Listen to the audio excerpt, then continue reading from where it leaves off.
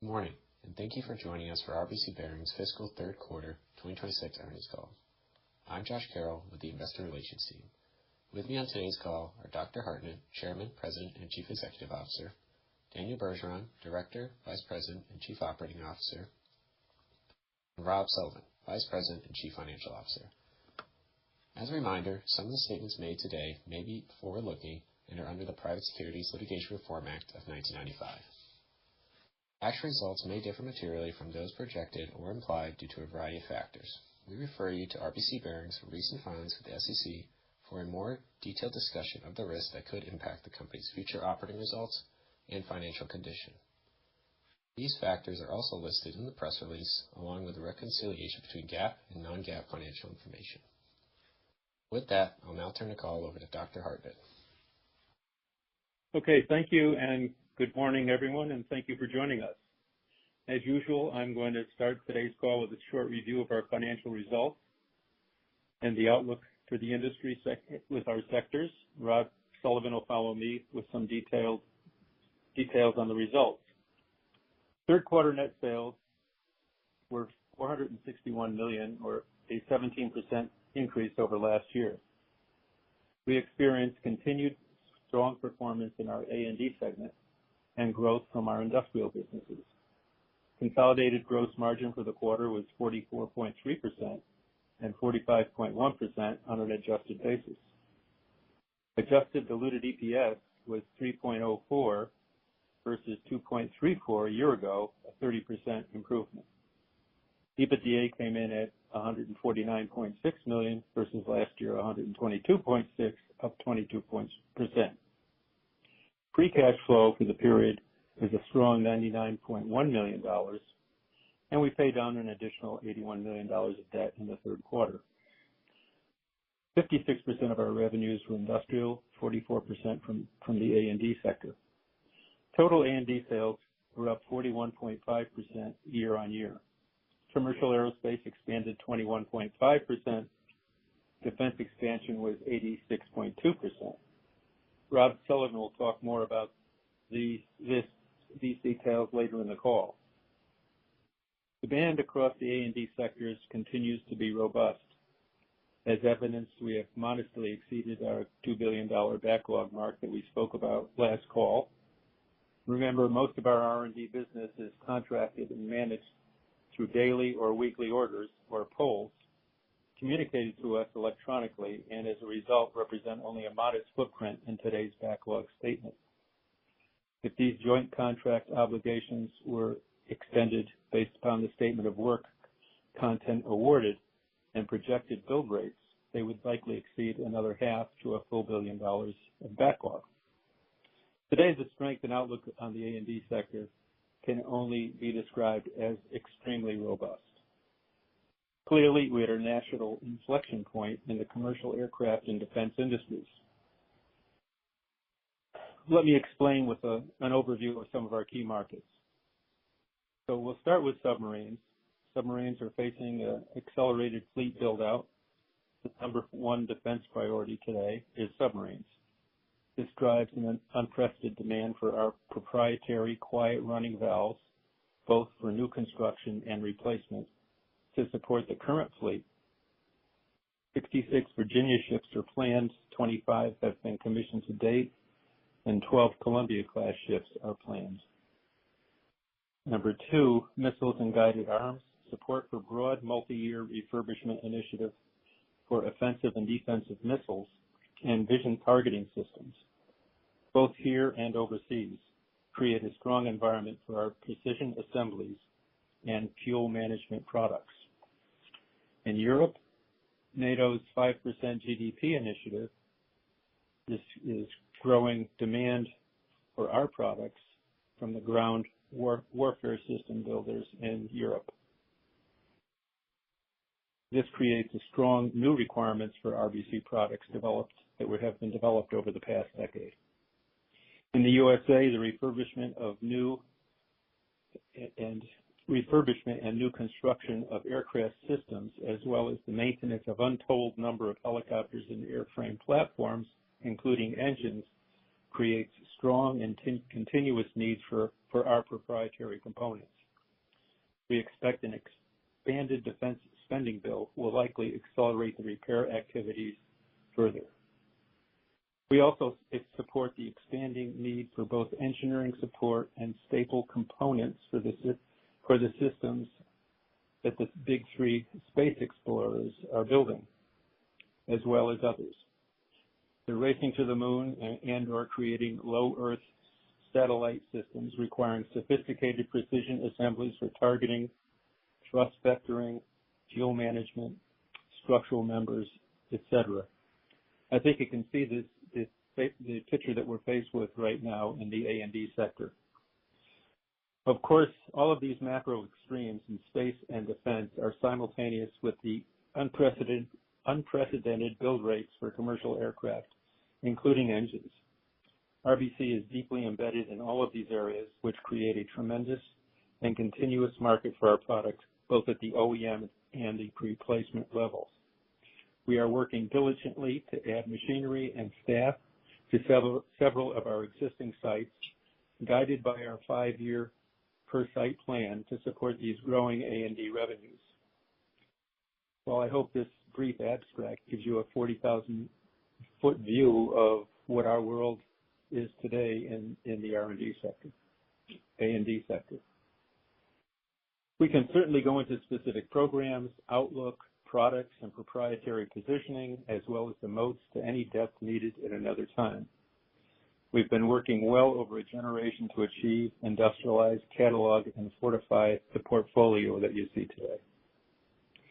So let's turn to the industrial businesses now. Overall, our industrial business was up 3.1%. Industrial distribution was up 1.5%, while OEM sector was up 7%. We saw strength in aggregate and cement, food and beverage, and the warehousing markets during the period. Recently, we've been seeing positive trends in some of these markets in terms of order demand, which will show as revenue as they work their way through lead time. The semiconductor industry is the biggest standout in this regard. Broad industrial demand strengthened measurably in late December and continued throughout January. In addition, we are introducing several new products to the industrial lineup for FY27, many of which have been in testing and development since the Dodge acquisition. Combined, they promise to bend our curve on industrial growth. Also, we are opening a service center in the Midwest to better attend the needs of and tailor our product response to more customers in that region. So I hope I gave you a feel for our environment and the momentum that exists at RBC today. And I'll turn the call over to Rob Sullivan for more discussion on the third quarter and the fourth quarter outlook. Thank you, Mike. As Dr. Hartnett mentioned, we had another strong quarter. Net sales grew 17%, which led to a 16.9% increase in reported gross margin. Gross margins were 44.3% for the quarter, or 45.1% on an adjusted basis, compared to 44.3% in the same period last year. During the quarter, we delivered strong performance across our business segments, specifically within aerospace and defense, which has demonstrated strong growth, as Dr. Hartnett stated. Third quarter A&D sales increased 41.5% year over year, and importantly, the increase was 21.7% excluding sales from VACCO, demonstrating significant expansion from both our legacy commercial and defense markets.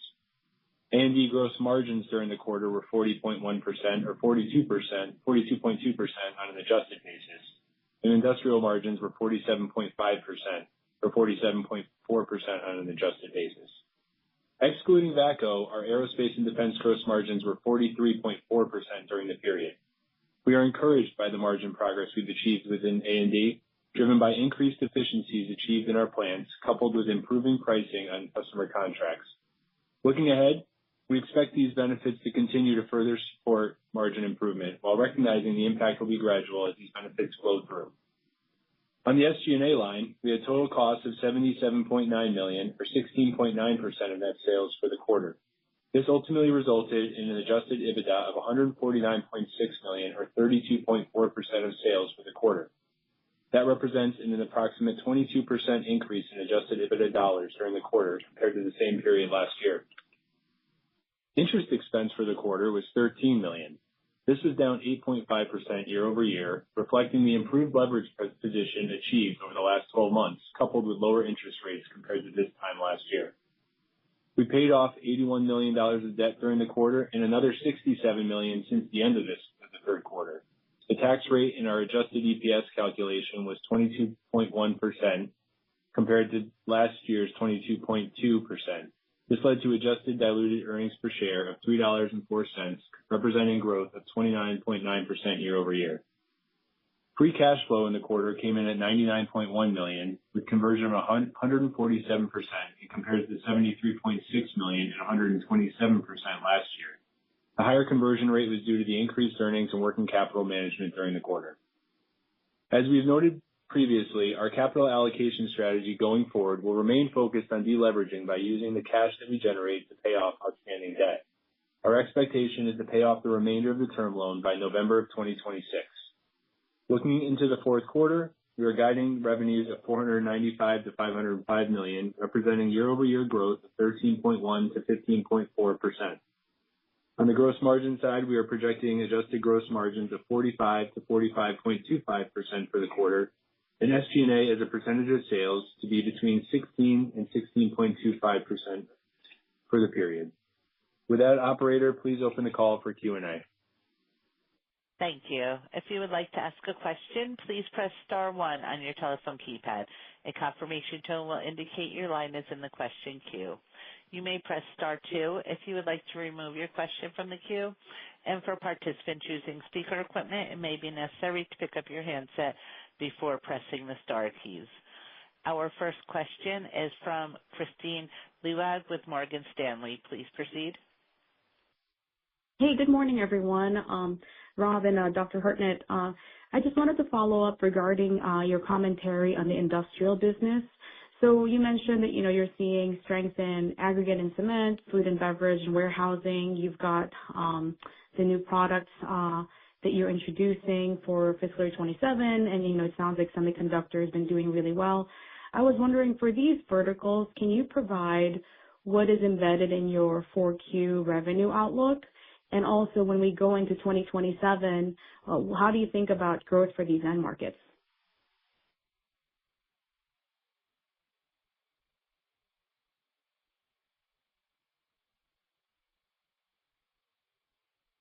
Yeah, Christine, the way we have our fourth quarter built out right now, it looks a lot like the third quarter in terms of what we're forecasting for year-over-year growth.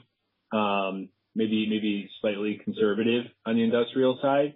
So, we're just expecting more of the same. Obviously, we saw the PMI this week was positive. So if that trend were to continue, that would be certainly a bullish sign for our business. Okay, great. And then if I could follow up, with VACCO, the quiet running valves is a really differentiated technology. I was wondering, outside submarines, are there other use cases for this product?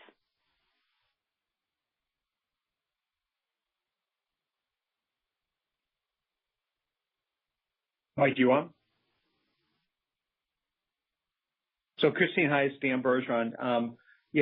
For Sargent Aerospace, their products are specifically for submarine, and on the VACCO side, there are some applications for them in space on satellites.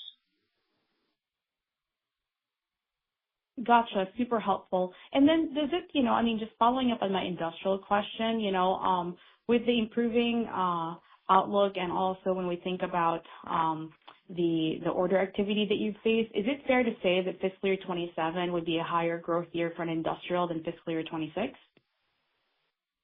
We're expecting that, Christine. Yes. Great. Thank you. Yep. Our next question is from Michael Ciarmoli with Truist Securities. Please proceed. This is Alexandra Mandry on for Michael Ciarmoli with Truist Securities, and thanks for taking my question.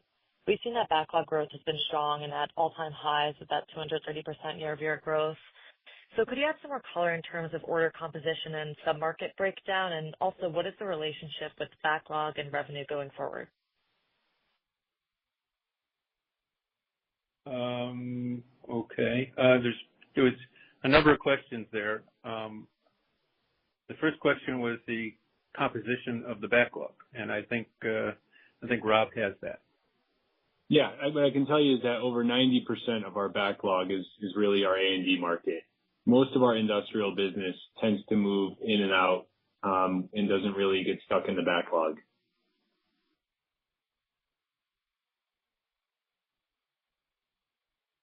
And in terms of the duration, which I think was another part of your question, some of these contracts, specifically with Sargent or VACO, can be, multi-year, going well beyond the next, 12 to 24 months.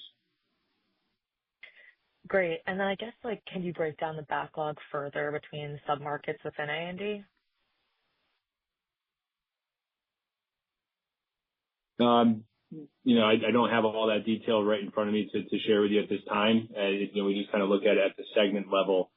But obviously, with Sargent and VACO, there's a significant portion of our backlog with the marine products. That makes sense. And then I guess just one other one.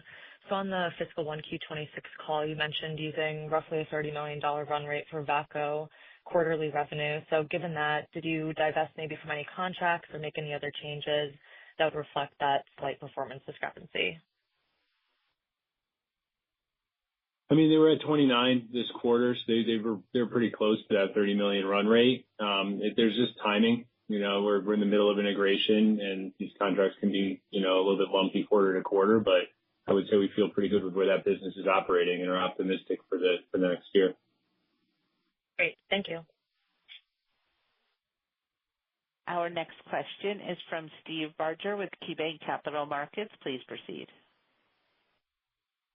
Morning, Dr. Hartnett and Rob. This is Christian Zylon for Steve Barger. Thanks for taking the questions this morning.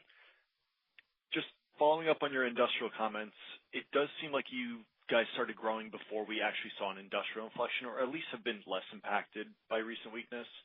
But January PMI was strong a few days ago. U.S. industrial production has inflected positively. Sentiment in short-cycle manufacturing seems to be improving. So looking back, what do you think drove your outperformance? And then based on your business and your mix, do you think you can outgrow peers or continue your string of growth?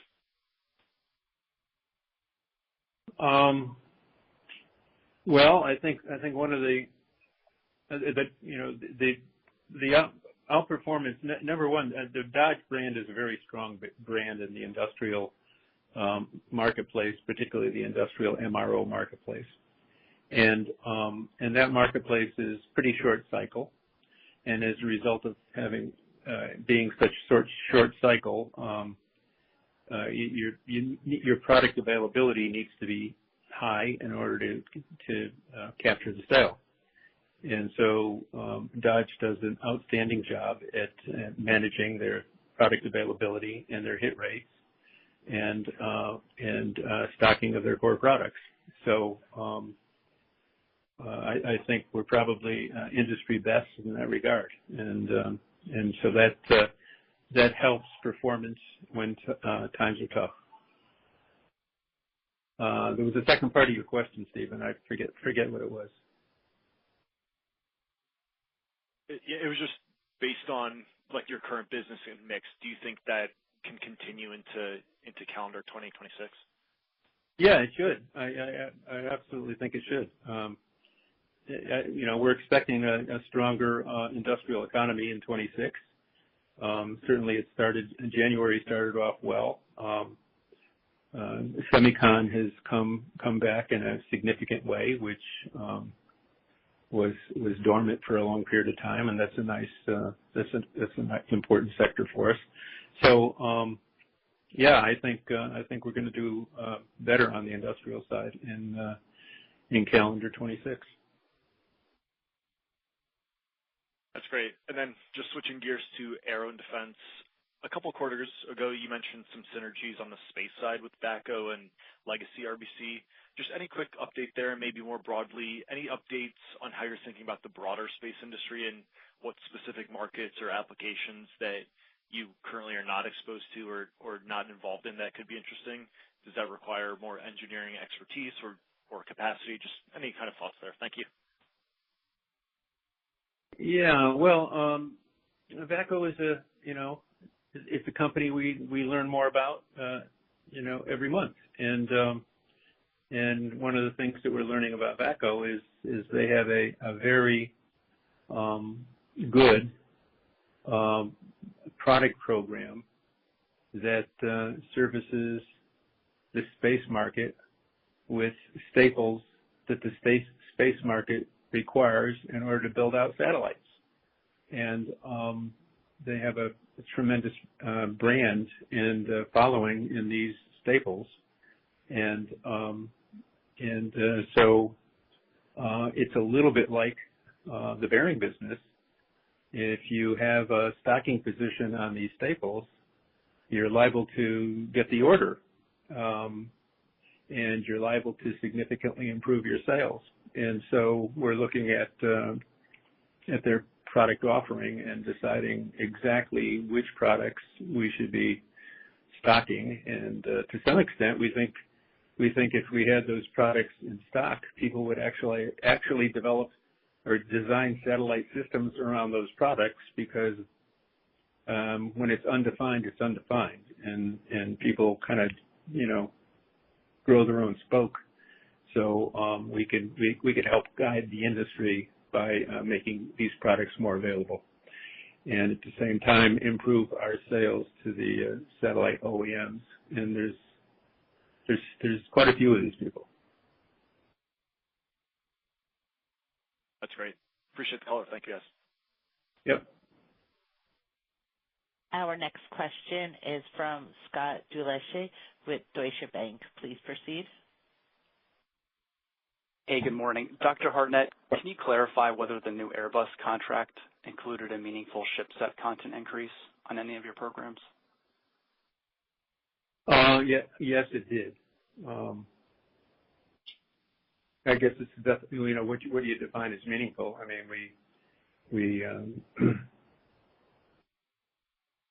I'm just running through some of the new programs that we captured in my own mind here on the Airbus contract. So, yeah, I would say it's probably increased Airbus content 20%, that sort of thing. Okay. Can you say when that might layer into your revenue? Is there maybe a 1 to 2 year lag as you tool up for that higher content, or could you see it sooner? We expect to see it in this particular quarter. Okay, that's great. And then can you also give us a sense for how large the missile business is today relative to defense overall?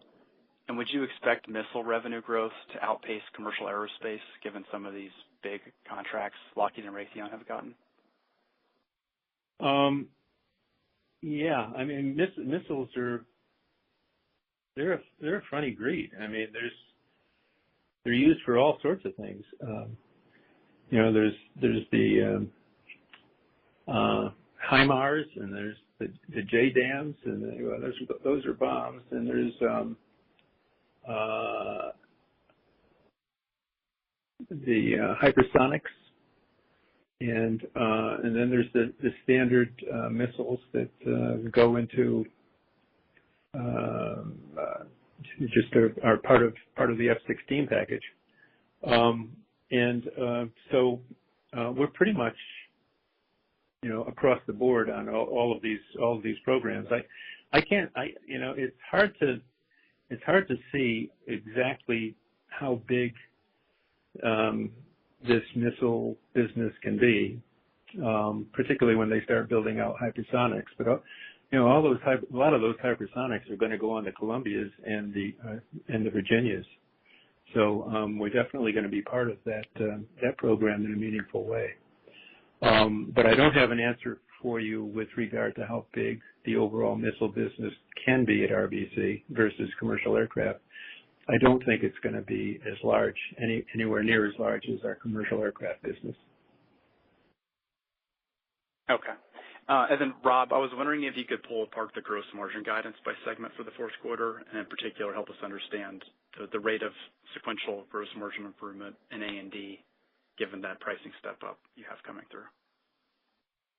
Yeah. I mean, I think one of the best ways to look at it is, we're guiding you to a gross margin that's, at the high end incrementals where we were in Q3. And, we would expect aerospace and defense to be growing at a rate faster than industrial.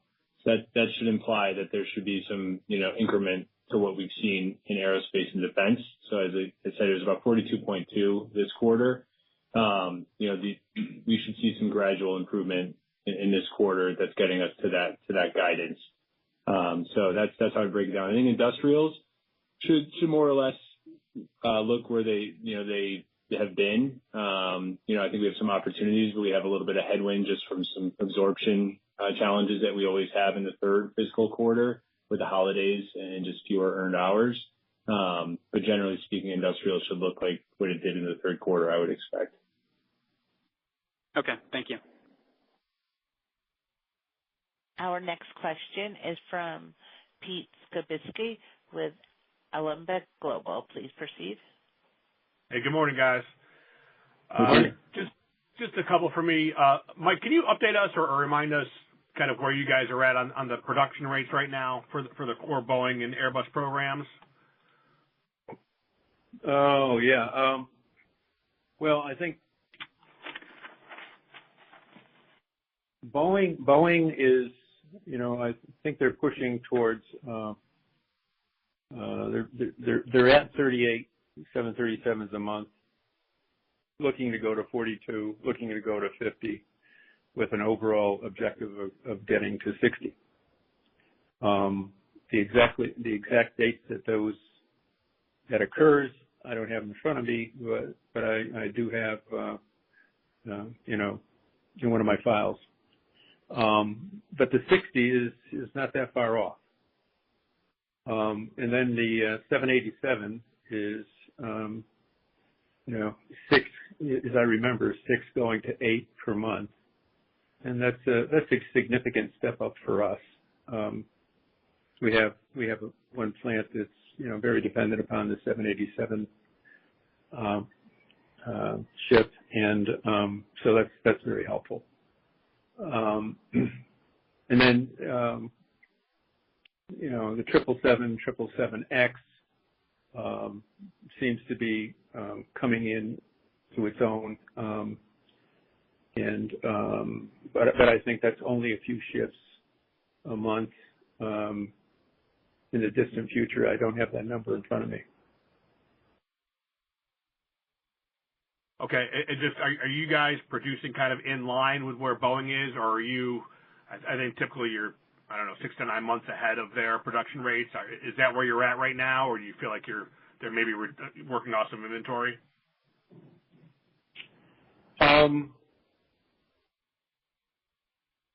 I think, in one of our smaller plants, Boeing is working off some inventory, and that sort of turns around in July. In all of the other plants, we're pretty much lockstep with their production rates. Okay, got it. One last one for me, maybe for Rob. Hey, Rob, you guys were kind of hot this quarter on the CapEx spend. It inflected up a bit. Yeah. Are you still on? Is that just timing? Are you still on tap to be about 3.5% spend for the full year, and maybe continuing that level into fiscal 27? Yeah, we made some strategic investments and some capacity build outs, but I think we'll still end up 3.5%, less than 4% for the full year. Okay, got it. Thanks, guys. Our next question is from Tim Thein with Raymond James. Please proceed.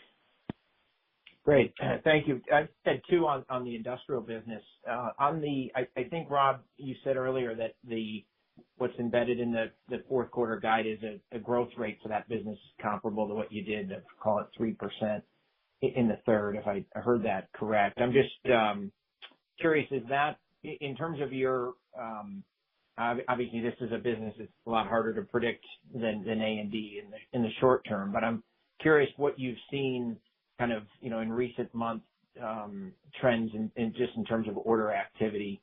Does that get you to a similar kind of outcome, or is that, I don't know, maybe just help us in terms of what you've actually seen in terms of incoming order trends relative to to that number?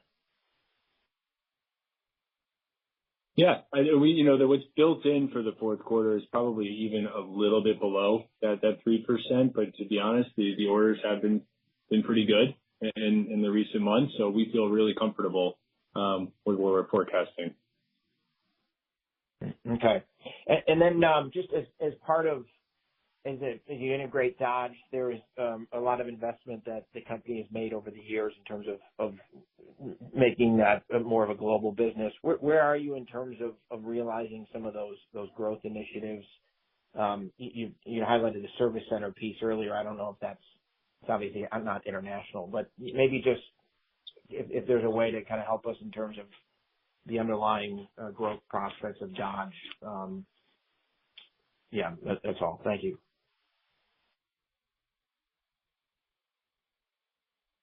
I think.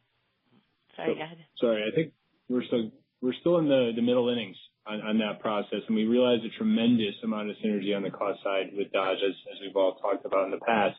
I think we're in the middle innings, and then some of those new initiatives are being put in place. We've had a lot of great meetings and discussions around that new service center, some new product initiatives that we're in the process of deploying. So I think there's some bright things ahead on that business. Thank you. Our next question is from Jordan Lyonnais with Bank of America. Please proceed. Hey, good morning. Thank you for taking the question. I wanted to touch on missiles again. If the frameworks that Lockheed and Raytheon now have, when we start to see those turn into real contracts in production, how are you guys thinking about CapEx, or do you need additional investments to hit these quadruple production rates? Thank you. Well, it's the question you ask is the same question the missile builders ask us. Do you guys have the capacity to take on, this much demand? And we do. And so we do have to add some equipment. The equipment that we add is certainly within that 3.5% that Rob's been talking about. So it's modest, and it's just going to use our capital base that we have in place today for the most part to a more effective level.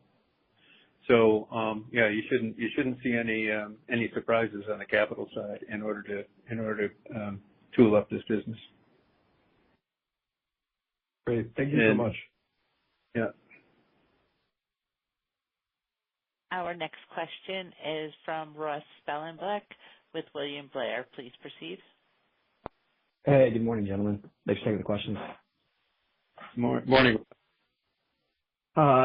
Just starting with VACCO, it looks like some really strong performance on the margin side in the quarter. Can you maybe just help us parse out, the success there, if this is, one time, and if we should expect that to be the largest kind of margin contributor to aerospace and defense gross margins in the fourth quarter?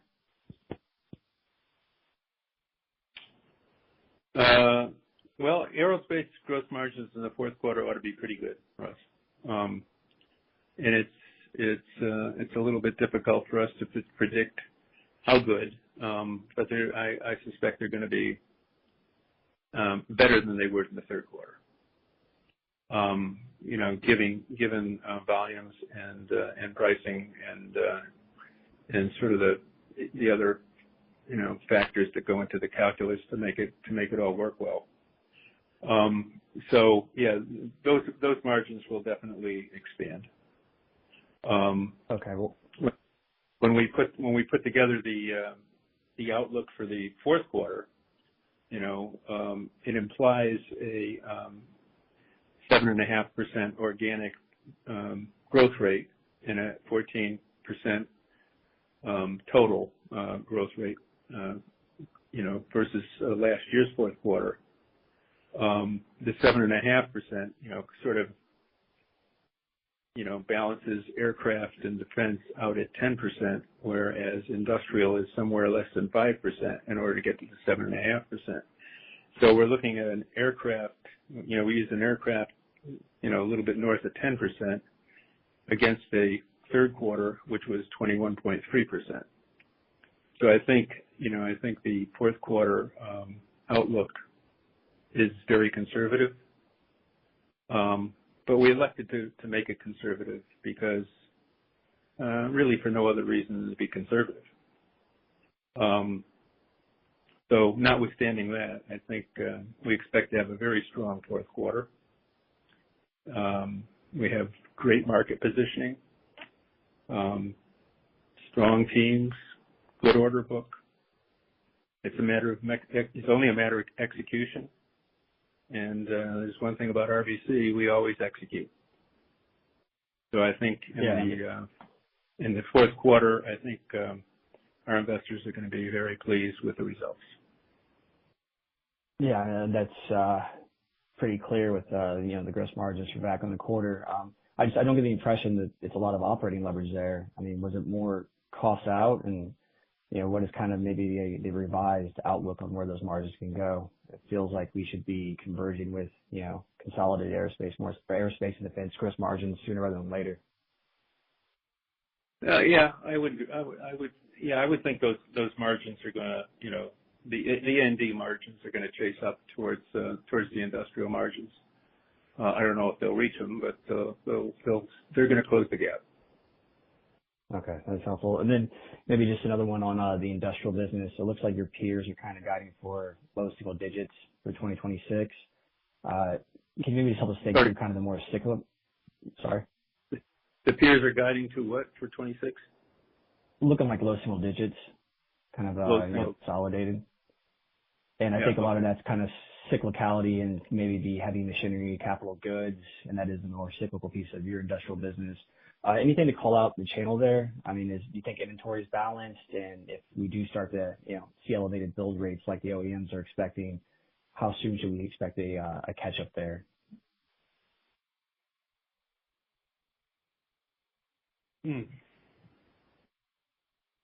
Yeah, well, I think our industrial business will be sort of better than the single digits. It'll be, we're expecting sort of the high single digits as worst case.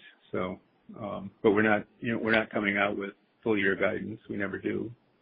And but we're looking at it. We're pretty optimistic about what's involved in the year ahead. All right. Well, thank you very much. Congrats on the quarter, guys. Thank you. Thanks. With no further questions, I would like to turn the conference back over to Dr. Hartnett for closing remarks. Okay. Well, this concludes our third quarter conference call, and we thank you all for taking the time today to participate, and look forward to talking again, probably late May. Good day. Thank you. This will conclude today's conference. You may disconnect at this time.